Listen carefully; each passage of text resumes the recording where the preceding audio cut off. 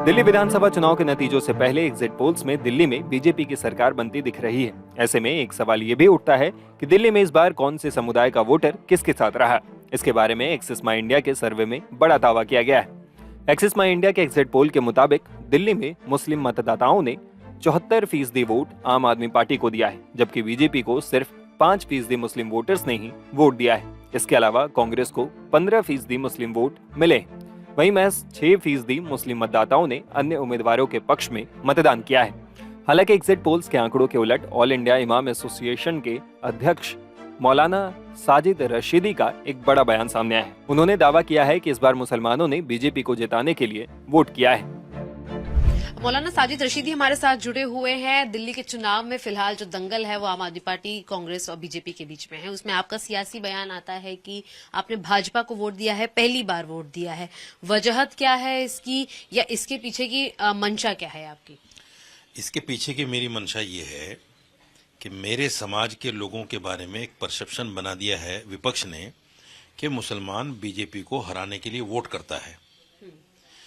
मैं उस परसेप्शन को तोड़ने के लिए कि मुसलमान हराने के लिए नहीं, जिताने के लिए भी बीजेपी को वोट कर सकता है, इसलिए मैंने बीजेपी को वोट किया। मुसलमान हिंदुस्तान में विपक्षी पार्टियों की वजह से डरकर जी रहा है।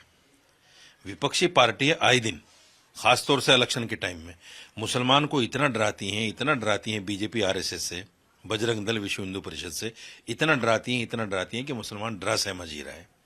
मैं अपने समाज के लोगों को ये कहना चाहता हूँ, ये संदेश देना चाहता हूँ कि जितना अधिकार मेरा यानी साजिद रशीदी का है हिंदुस्तान में, उतना ही अधिकार अरविंद केजरीवाल का है।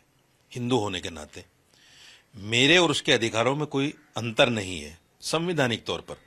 तो जब मेरा अधिकार बराबर का है इस घर में, तो मैं क्यों डरकर सहम कर जिंदगी जीऊं? इससे क्या है कि नफरत बढ़ रही है, दूरी बढ़ रही है। जब दूरी बढ़ती है तो नफरत बढ़ती है। मैं ये कहना चाहता हूं, हमें अपने हिंदू भाइयों से दूरी नहीं बनानी है, हमें अपने हिंदू भाइयों के साथ मिलकर रहना है। ये नफरतें जब भी खत्म हो सकती हैं। और इस देश में हिंदू जो है मुसलमान का बड़ा भाई है, इसमें कोई दो राय नहीं है। बड़ी तादाद में है, मुसलमान कम तादाद में है, इसलिए हम छोटे भाई हैं, वो बड़े भाई हैं। और किसी भी घर का विकास, किसी भी घर को अगर आगे बढ़ाना है तो दोनों भाइयों में मोहब्बत जरूरी है। अगर दोनों भाइयों में मोहब्बत नहीं होगी तो घर का विकास नहीं, विनाश होगा। इसलिए जो सियासी लोग हम में दूरियां पैदा करना चाहते हैं, वो इधर के हों या उधर के हों, उनको ये चाहिए कि इस घर में दरार पैदा मत करो, दोनों भाइयों को साथ रहने दो, ताकि ये देश विश्व गुरु बन सके। तभी बनेगा।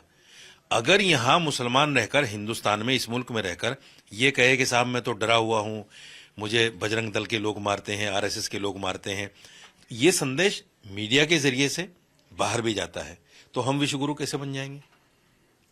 उस संदेश को खत्म करने के लिए, हमें अपने मुल्क को आगे बढ़ाने के लिए हमने जो कुर्बानियां अब तक दी हैं, देखिए जब आज़ादी की जंग हुई, मैं आपको एक बहुत बड़ी बात कहने जा रहा हूं।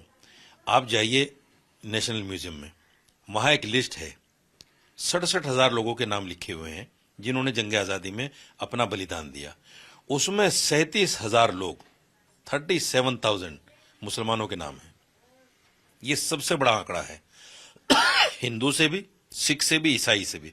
जब मुसलमानों ने इस देश को इतनी भारी संख्या में बलिदान देकर आजाद कराया है, तो मेरा अधिकार तो मेरे संख्या बल के हिसाब से होना चाहिए ना। लेकिन फिलहाल जब चुनाव, कल वोटिंग हो चुकी है, आप आज सरेआम इसका खुलासा कर रहे हैं कि आपने भाजपा को वोट दिया है। आप क्या आपके समाज के लोगों से भी यही गुजारिश करेंगे कि वो मुसलमानों से आगे बढ़ के या धर्म की राजनीति से आगे बढ़ के भाजपा को वोट दें? और भाजपा लगातार कहती है कि केजरीवाल मुसलमानों के हितैषी बनते हैं, इसीलिए मौलानाओं को पगार देते हैं।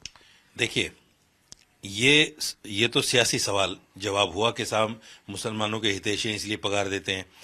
दिल्ली में मदन लाल खुराना की सरकार रही बीजेपी की, साहब सिंह वर्मा की सरकार रही, सुषमा स्वराज की सरकार रही, उन्होंने भी हमें पगार दिए। तो फिर बीजेपी ये कैसे कह सकती है कि केजरीवाल इसलिए दे रहे हैं कि मुसलमानों के हितैषी हैं? ये तो सियासी बयानबाजियां हैं। मैं ये कहना चाहता हूं, जो मेरा संवैधानिक अधिकार है, उस अधिकार को न तो कोई पार्टी छीन सकती है, न उस अधिकार से ज्यादा मुसलमान को कोई पार्टी दे सकती है। कांग्रेस पार्टी को आज तक हम वोट देते आए, जो संवैधानिक अधिकार है उससे ज्यादा क्या दे दिया। दूसरे ये है, कांग्रेस ने इतना जरूर किया कि जो हमारी तादाद नौकरियों में थी वो घटकर 0% पे आ गई, जो हम सियासत में थे वो घटकर 0% पे आ गए। मुसलमान की कोई औकात सियासत में आजकल नहीं है। इतनी यानी सियासत में औकात है कि न तो राहुल गांधी मुसलमान के महल्ले में वोट मांगने आते, न प्रियंका गांधी आती, न अखिलेश यादव आते, न इवन केजरीवाल आते। केजरीवाल ने भी वही पैटर्न अपनाया है दिल्ली के इलेक्शन में कि मुस्लिम महलों में वोट मांगने नहीं गए, किसी मुस्लिम नेता के साथ कोई मंच साझा नहीं किया, वही पैटर्न अपनाया है। आप मुझे बताइए, इन पार्टियों के लिए हम अछूत हुए कि सही हुए? अछूत तो इन्होंने बना दिया हमें कि साहब मुसलमान के साथ अगर मंच साझा करेंगे हिंदू वोट कट जाएगा, हिंदू वोट नहीं मिलेगा। मुसलमान के महल्ले में वोट मांगने चले गए तो हिंदू वोट नहीं मिलेगा। तो फिर अछूत इनके लिए हुए हम या बीजेपी के लिए हुए? इसलिए मैं अपने समाज को एक संदेश देना चाहता हूं कि तुम समझो इनकी पॉलिसी को। ये हमें अछूत बना रहे हैं हिंदू वोट लेने के लिए, तो ये हमारे सगे कहां हुए? इसलिए हम क्यों ना उस पार्टी के साथ मिलें जिस पार्टी से हमें ये डरा रहे हैं कि साहब बीजेपी आ जाएगी तो वोट अधिकार छिन जाएगा। कैसे छिन जाएगा?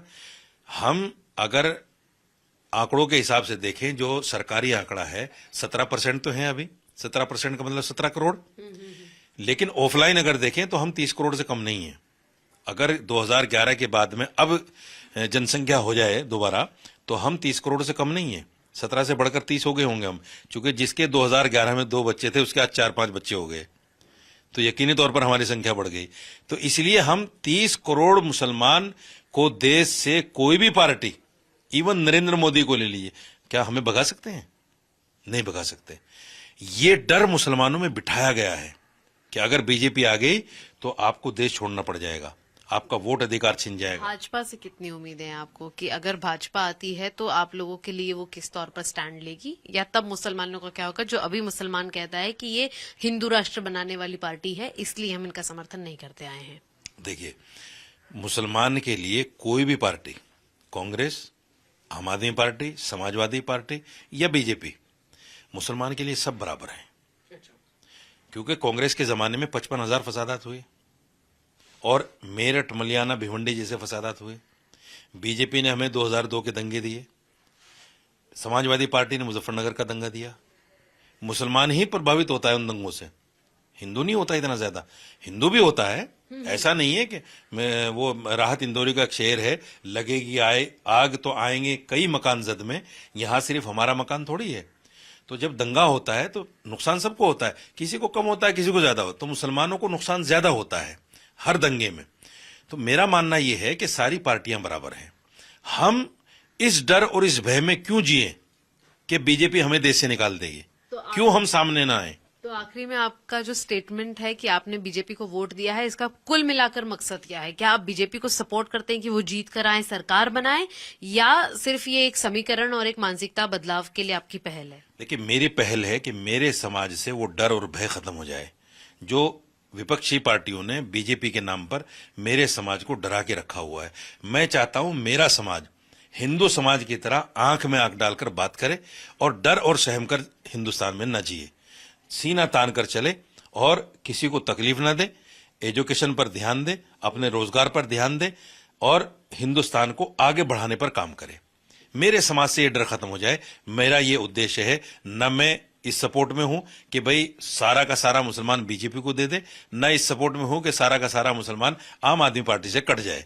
मेरा मकसद है मेरे समाज से डर और भय खत्म हो जाए और हम भी उसी तरह जिंदगी जिए जैसे मेरा हिंदू भाई जी रहा है। कुल मिलाकर मुसलमान अपने लिए खुद सोचें कि उन्हें किस पार्टी को वोट देना है। साजिद रशीदी हमारे साथ जुड़े थे, जिन्होंने बताया कि भाजपा को उन्होंने वोट दिया जिसकी मंशा राजनीतिक नहीं बल्कि अपने समाज में जागरूकता एक तरीके से लाना है कि वो खुद के लिए सोचें, पहल करके डर की राजनीति से बाहर निकले। गौरव के साथ शिवानी मिश्रा, टाइम्स ऑफ भारत के लिए, दिल्ली से।